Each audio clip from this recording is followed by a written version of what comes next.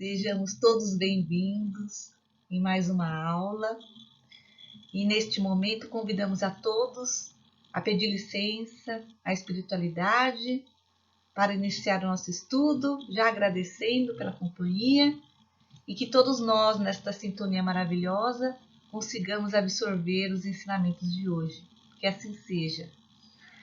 A nossa aula, na parte A, vamos comentar, estudar sobre a identidade dos espíritos. E na parte B, quem se elevará será rebaixado. Então, nós fazemos parte do curso de Educação Mediúnica A1, mas já adentramos o estudo do livro 2.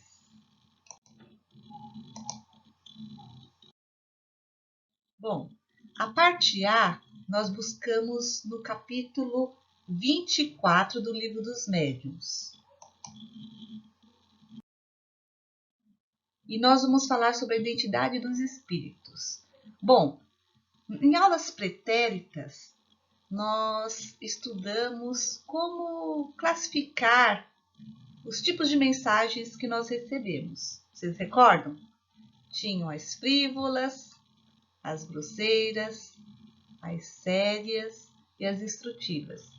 E hoje nós vamos estar refletindo sobre quem é que está encaminhando as mensagens, como identificá-los, a necessidade ou não de saber quem é que mandou e a importância da qualidade dessas mensagens para a nossa vida. E o que nos deixa o livro dos médiuns, o livro dos espíritos? Que nós devemos avaliar os espíritos como avaliamos os homens. Por quê? Porque nós, às vezes, queremos investigar a vida do espírito e muitas vezes não temos essa condição.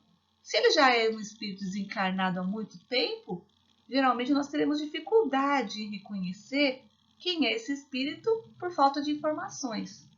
Entretanto, olha o que fala, pela sua linguagem, pelo seu estilo, pelas suas tendências morais, atos, pelos conselhos dados, nos dá pistas de quem é esse espírito, a qualidade moral que ele tem, o que ele pode nos trazer. Desde que o espírito só diga coisas boas e proveitosas, pouco importa o seu nome. E como nos disse Jesus, porque não é boa árvore a que dá maus frutos, nem má árvore a que dá bons frutos. Portanto, cada árvore é conhecida pelo seu fruto. Diante de tantas mensagens que nós já podemos receber, psicografia, psicofonia, psicopictografia, através dessas mensagens analisadas pelo seu conteúdo, é que nós vamos ter a percepção de quem é que está encaminhando essa mensagem.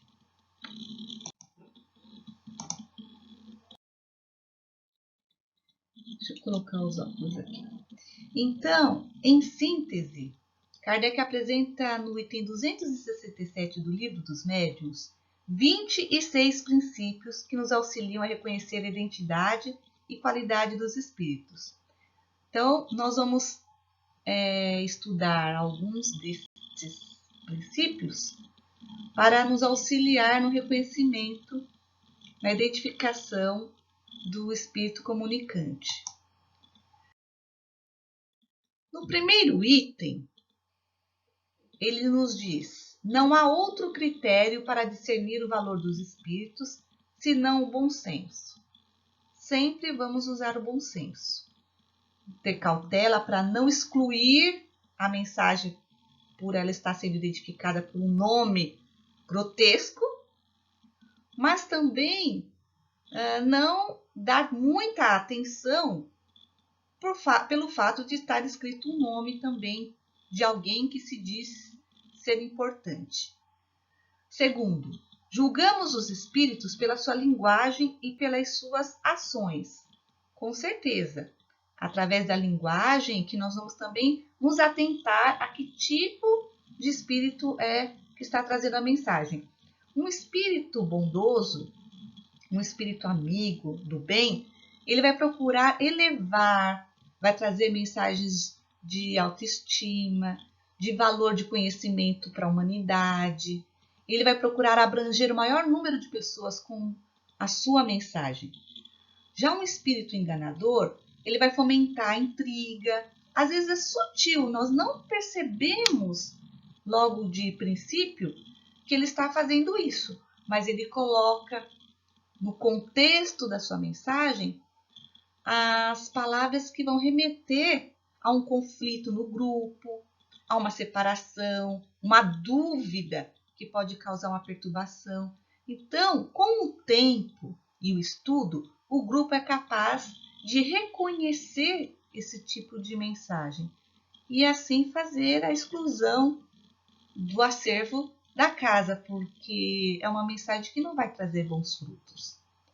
Em terceiro princípio, ele nos diz: admitido que os espíritos bons só podem dizer e fazer o bem, tudo o que é mal não pode provir de um espírito bom. Com certeza, não é?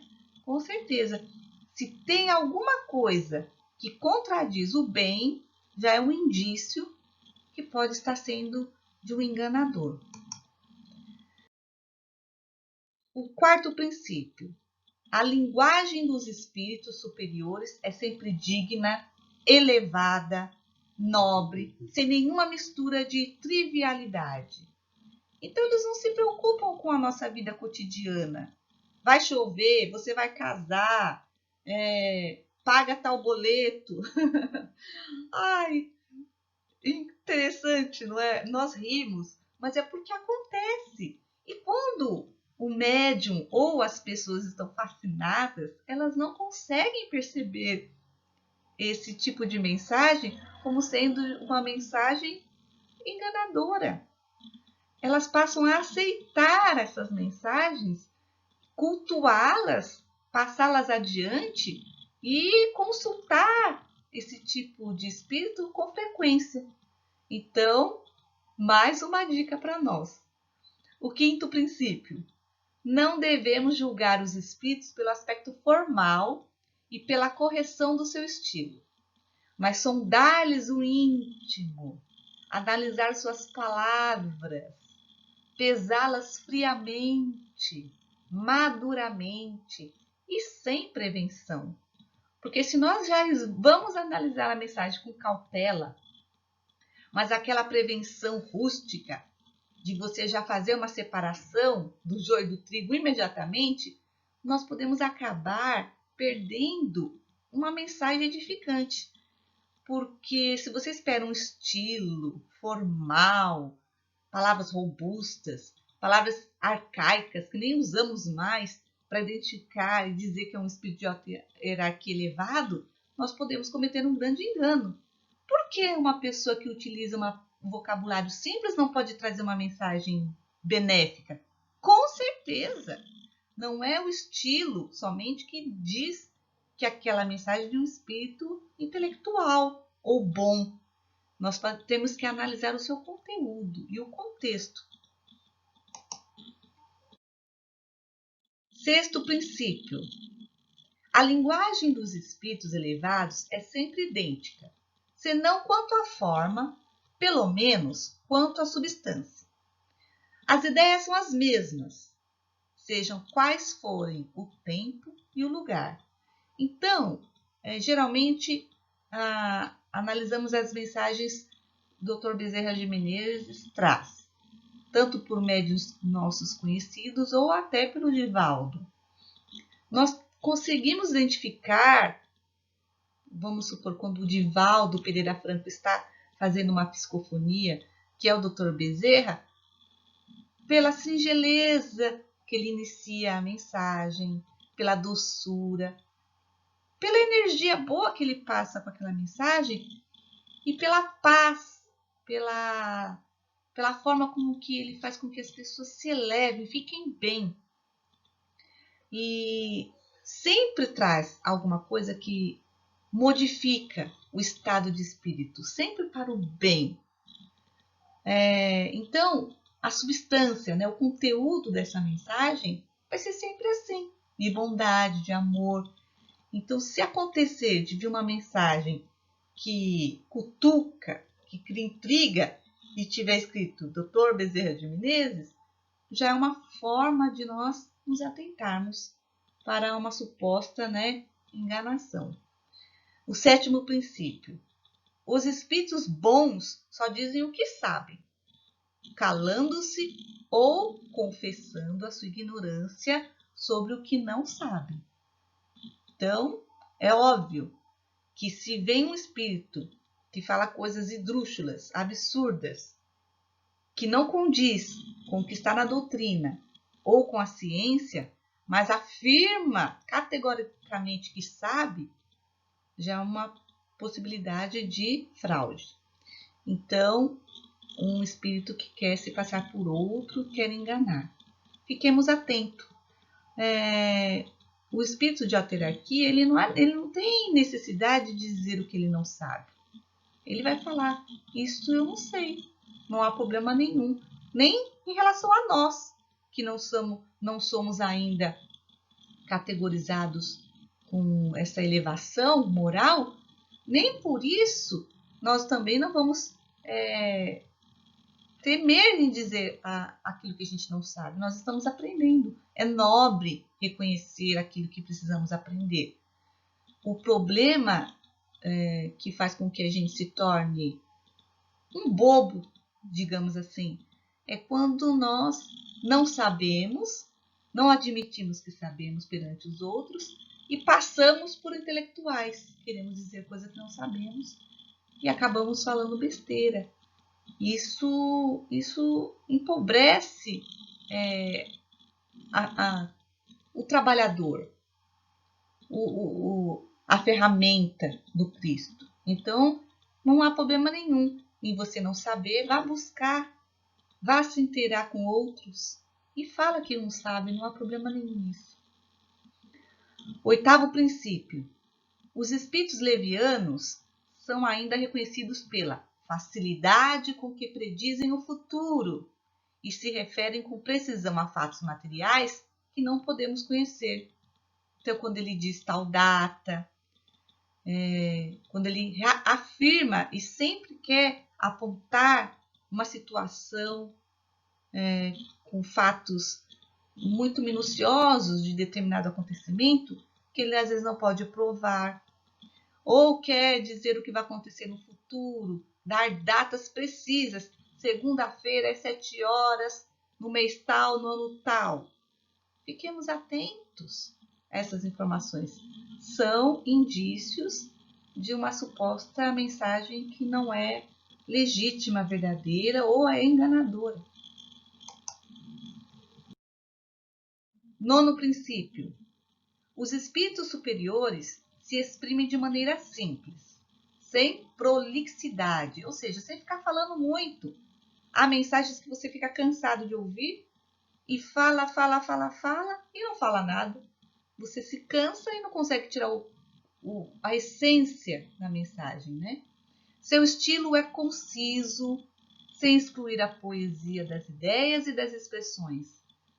Muitas vezes ela traz uma leveza nas palavras, como já falamos, não precisam ser termos rebuscados, mas tem uma doçura no falar e muitas vezes coloca, expressões poéticas que nos remetem a sensações agradáveis, à arte.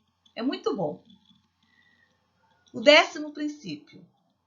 Os espíritos bons jamais dão ordens, não querem impor-se, apenas aconselham e, se não forem ouvidos, se retiram. Com certeza, eles não ficam brigando, querendo que nós sigamos aquilo que eles colocaram como determinado, como regra.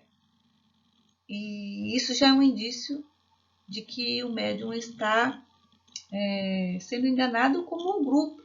Então, fiquemos atentos. A 11º princípio. Os espíritos bons não fazem lisonjas, aprovam o bem que se faz, mas sempre de maneira prudente. Eles não gostam de ficar elogiando tal ou tal pessoa, tal ou tal médium. Se eles precisam fazer uma referência para um bom trabalho, eles são sutis e não se repetem com frequência a lisonjear ninguém. Se o trabalho foi positivo, eles vão provavelmente citar, e o grupo que vai analisar se aquele trabalho foi bom ou não. Agora, quando fica fazendo separações nas reuniões espíritas, ou quando, até para uma multidão, quer destacar determinadas pessoas, fiquemos atentos, porque provavelmente não provém de um grupo sério, de um grupo de trabalhadores do bem. E quando fala-se que eles se retiram, com certeza, eles não vão perder tempo com, vou colocar entre aspas, crianças bobas, crianças que estão engatinhando, no sentido de você perder tempo com aqueles que ainda não estão maduros. Eles vão jogar a semente em terra boa, em terra fértil. 12º princípio: os espíritos superiores mantêm-se em todas as coisas acima das puerilidades formais. Os espíritos vulgares são os únicos que podem dar importância a detalhes mesquinhos, incompatíveis com as ideias verdadeiramente elevadas. Com certeza, com certeza. Eles não vão se atentar a falar de determinada situação que aconteceu na casa espírita, que condiz ao grupo estar corrigindo. Eles vão falar de assuntos mais abrangentes, que colaboram para o grupo na maioria e a humanidade, a sociedade. Devemos desconfiar de nomes bizarros e ridículos usados por certos espíritos que desejam impor-se à credulidade. Então, é de rir-se, né? Quando eles colocam nomes que nos fazem remeter o pensamento à importância material, à importância que tiveram na Terra. É engraçado. Devemos igualmente desconfiar dos espíritos que se apresentam com muita facilidade, usando nome bastante venerados e só com muita reserva aceitar o que dizem. Então, se eles estão dizendo sempre os mesmos nomes e sentem vangloriosos quando se é lido o nome, então já é um indício, né, para nós desconfiarmos desses espíritos. 15º. Os espíritos bons são também reconhecíveis pela sua prudente reserva no tocante às coisas que possam comprometer-nos. Repugna-lhes desvendar o mal. Então, eles não vão falar, olha, foi fulano que fez coisa errada. Dá nome, local, uma investigação perfeita sobre determinado fato. Não. Isso cabe a nós, a materialidade, investigar. Eles não vão entregar determinada pessoa que está fazendo um trabalho incorreto. Eles vão aconselhar o grupo, sempre o grupo, a observar, a usar o bom senso, a fazer essa investigação. Agora, citar nomes, detalhes, fiquemos atentos. Os espíritos imperfeitos aproveitam-se frequentemente dos meios de comunicação de que dispõem para dar maus conselhos. Excitam a desconfiança e a animosidade entre os que lhes são antipáticos. Ou seja, eles vão fazer com que o grupo se afaste de uma pessoa que está dando bons conselhos. Geralmente é do dirigente. Eles colocam mensagens que o dirigente está incauto, colocam o dirigente em situação vexatória, como os médiuns que também fazem um trabalho de mais destaque, porque eles querem incitar a inveja, o ciúme. Então, não que o dirigente ou há médiuns que possam estar sendo enganados, isso pode acontecer, mas os bons espíritos não vão, através dessas mensagens, incitar a intriga. Eles vão aconselhar o grupo a se fortalecer, a se unir, a um ajudar o outro para que a corrente do bem esteja em sintonia e o grupo junto continue fazendo o bem e auxilie aquele que porventura possa estar se desviando do caminho, sempre com bondade, com doçura, com acalento e união. Para julgar os espíritos como para julgar os homens, é necessário antes julgar-se a si mesmo, porque toda mensagem tem a porcentagem da influência do médium. Então, se o médium não filtrou, se o médium aceitou tal comunicação, ele precisa se analisar. Então, a gente fique, com a consciência tranquila se nós estamos fazendo isso, mas fiquemos atentos a tudo que nós falamos, ao que estamos sentindo no nosso íntimo, para que não reflitamos e ajudemos esses espíritos brincalhões, esses espíritos zombeteiros, a se infiltrarem nos trabalhos e provocar desconfiança, descontentamento e atrapalhar o trabalho. Fiquemos atentos. Agora vamos para a parte B, a parte gostosa também de se estudar e de se falar.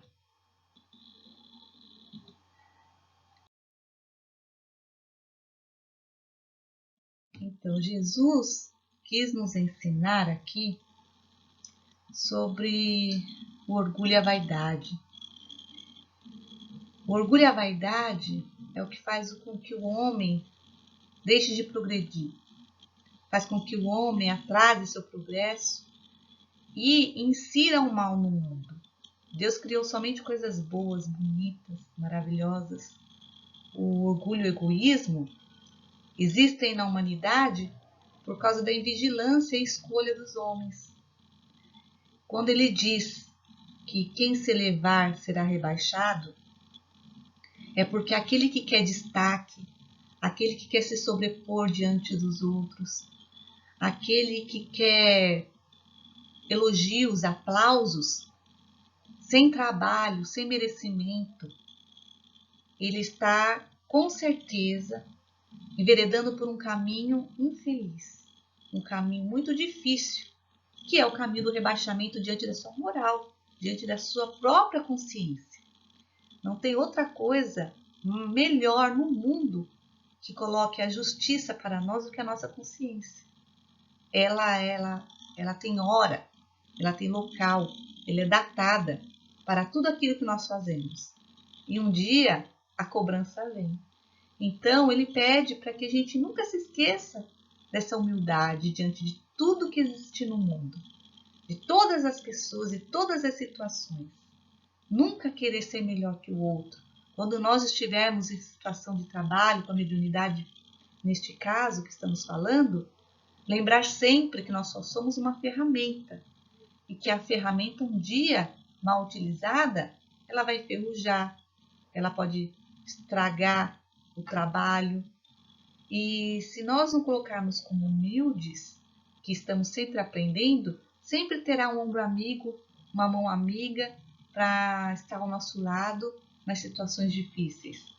E também nas situações de glórias, porque se nós fizermos o bem vai se voltar para nós.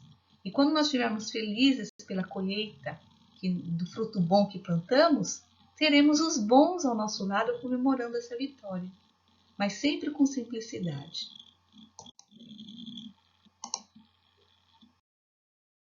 Bom, no Evangelho segundo o Espiritismo, no capítulo 2, item 8, nós vamos ter instruções dos Espíritos, e essa instrução vem de uma rainha.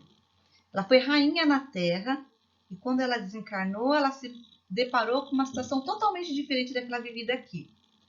E se chama Uma Realeza Terrestre. Eu vou ler um trechinho para vocês. Quem melhor do que eu poderá compreender a verdade destas palavras de Nosso Senhor? Meu reino não é deste mundo. O orgulho me perdeu sobre a terra. Quem, pois, compreenderia a insignificância dos reinos deste mundo se eu não o compreendesse? Que carreguei comigo da minha realeza terrestre? Nada, absolutamente nada. E como para tornar a lição ainda mais terrível, ela não me seguiu até o túmulo.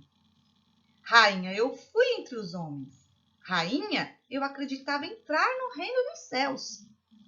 Que desilusão! Que humilhação!